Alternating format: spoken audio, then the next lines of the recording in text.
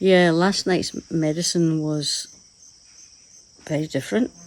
It was the same as I have been taking, but he added another plant into it. I can't remember what it is at the moment, but I will find out.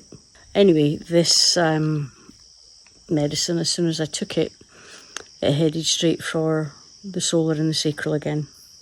The solar is where we carry all of our emotions, all of our pain, our trauma, our hurt, past, present, So for me, I knew that I had to really focus on those areas. I never purged. The first time in 19 years of coming into 20 years actually, of coming into this camp, I never purged. But what I did do was sweat. I couldn't stop it. It was running off me, and it was a bit milder last night. It wasn't as hot as it has been. Sorry, my eyes are a bit sore today. It's just because I'm tired. If I'm blinking a lot. Rain. Yep, here we go. More rain. That's good because it'll cool it down a little bit for me. It just sat in my solar plexus and I could feel it going round and round, and it was like finding where it needed to go. And the next thing, I found myself having an internal dialect with my insides. But what I really went for was to meet up with my little me. And it's not this morning I started writing about it, because I have to process it, and then it comes out in my writing. And what I had discovered was that I have been neglecting myself for a very, very long time. I've put everybody before me and not had a second thought for myself. And I actually thought that I was taking care of myself. No, I wasn't. So, that being said, the conversation that I had with my little one, took a long time for her to trust me. And that was a major issue that I had growing up, was trusting. And to feel safe and to feel secure. And I just talked, and she listened, and she talked, and I listened. And gradually, after a considerable amount of time, we actually came fairly close. But there was still that distance, and that was absolutely fine. It was her choice as to whether to come close to me, and I did not push that. And we started talking about different things, and I asked her, tell me when you were happiest. What was your happiest moment that you can remember, or moments? And she said, being in nature. Being with Katie. Katie was our horse that I had growing up. And then she started talking about, reminding me that, when we were younger, that we used to go to the woods and ride Katie without a bridle, without a saddle. We used to go jumping over the logs, and we had a great time. And then we would camp in the middle of her field. There was a few other horses in it as well. And that she would always find a way to pop her head in the morning, as if to say, right, get up, breakfast time, and I need my pampering. We would spend hours brushing her, washing her, cleaning her hooves, plaiting her mane and tail. She had a very long mane, and she just gleamed. She was just so beautiful, and a tremendous nature. On saying that, anyone else that tried to get on her, she wouldn't have it. She would not have it. She would buck them off, or she would just refuse point blank to do anything. But yeah, we could jump on her back and off we went. That was the bond that we had. She was our security, our love. And then the little one, my little one, would show me different scenarios. She showed me a little doll that I now remember, with a little pram, a little pushchair. And the doll was one of these dolls that, if she was quite tall, if you held her hand, she would waddle, like she was walking. And when you're a child, that is just, incredible. And she also had a magic bottle, which I remember she showed me that. And when you fed her, it disappeared. It vanished. It was like she had actually taken the milk. I know now that it wasn't. But as a child, you know, and it automatically appears again. You don't think on that one, you just know that it's gone and she's been fed. But one thing she was holding all the time when I first met up with her again was her panda. Now, Panda was very old. He had no nose. He'd lost his nose somewhere along the way. So instead of having a nose, he had this hole, and there was a tissue put into it to stop the stuffing coming out. And I remembered a lot of things about that point. Panda was my best friend. And I would sit and cuddle Panda, and I would take Panda to bed, and I would tell Panda everything that was going on. I was crying, I would cry into Panda. If I was scared, if I was hurting, which was a lot of the time. There were some fun times as well, don't get me wrong, growing up. There were. But as a child, I was very scared. I was very withdrawn.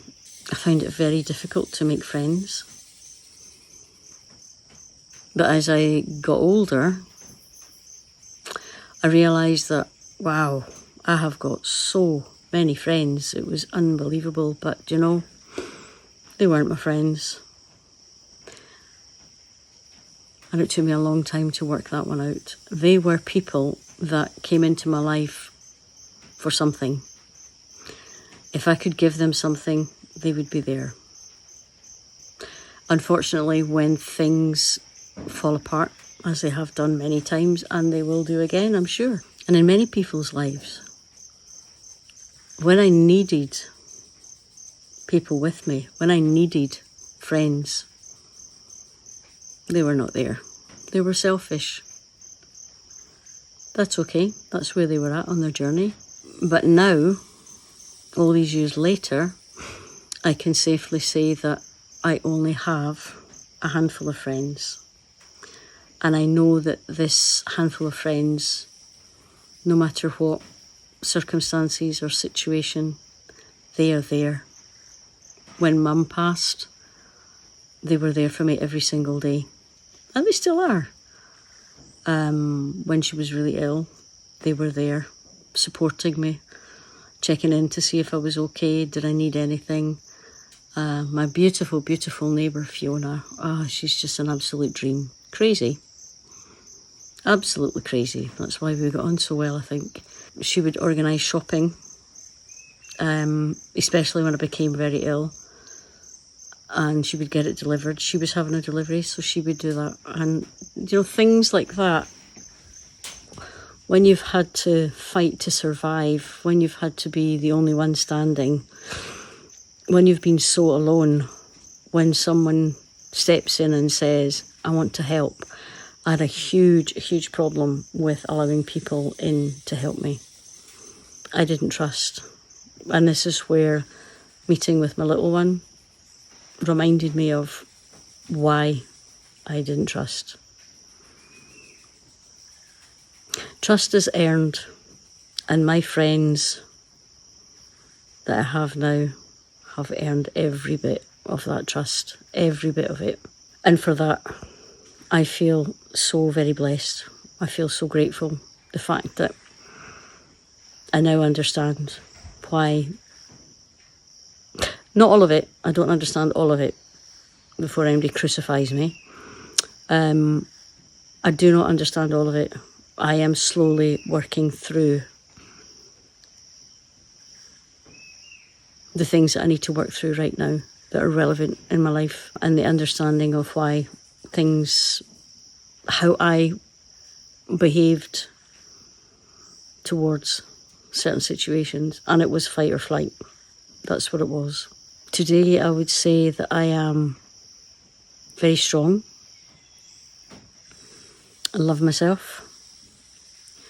I am a very good person. I have a big heart. I love life. Now I can say that and honestly mean it. I love life. And I look forward to the future But right now, I'm enjoying living in the now, in the moment. Tomorrow will come when it's ready, and it'll come with whatever it needs to come with. And you just have to be prepared to accept it, work with it, and move on. Medardo then came to me throughout the ceremony last night and done a huge clearing, bigger than I had the first time we done it this week. It was really, really intense. I have space in my head that I didn't have before. He cleared so much rubbish out of my head that as he was doing it, I could feel from my jaw, from the top of my ear, right down to my jaw, pain. It was unbelievable. I fractured my forehead many years ago. Silly accident. Wasn't looking where I was going. You know the one. So I have a fractured bit here. I can't even think about the forehead. And sometimes my eye gets a bit sore. And when he was removing the old from me, wow, did that hurt. That really hurt. But once it was gone, I felt lighter. I felt space. The clutter was gone. There's still clutter in there, and there always will be, but, you know, day by day, you deal with it. Between them cleaning my ears out, that sounds so gross, and clearing and cleaning my head, I feel this part of my body is synchronised. It's the only word I can think. They're working together for once. The mind, the ears, and the mouth. Quite often I say things and I think, did I say that? Because I've been thinking it and it just came out. But that's what happens. As far as my lower part of my body is, my heart feels good. My solar plexus, I know there's still work to be done on that, and that's fine. My sacral, that's something else, my sacral. The medicine went straight down to a point in my sacral that I thought had disappeared. Well, I knew it didn't, but without being rude. You know what I mean? And I was quite taken aback. I was shocked. I couldn't work out why it headed for there, but that was just an indication of telling me that I'm still alive. I'm still here. I'm still worthy. I'm worthy of having a beautiful relationship. Not that I'm looking for one. Not right now.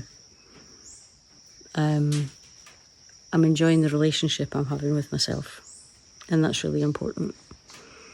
But also that area of your body is to do with a lot of financial problems, worries, old partners, emotions, just, yeah. So that's a good clear out.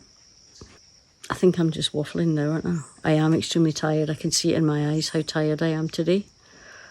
But hopefully tonight I will have a really good sleep and feel brand new. Today we have 3 meals. We have 3 meals. Well, me and my little one have 3 meals. I've had a beautiful breakfast, lunch and then dinner. So I'm looking forward to it. I hope I have avocados today. The avocados are they're huge and they are so delicious. That's enough. I don't know if anybody will ever watch this, anybody will ever be interested in it. Oh, that's the rain coming. So on that note, I will say adios, because when the rain comes, you will not be able to hear me. It's so torrential. I may jump on later. I may not. Maybe tomorrow. But until then, I hope you have a wonderful day. Be safe in whatever it is you're doing. And enjoy. Adios.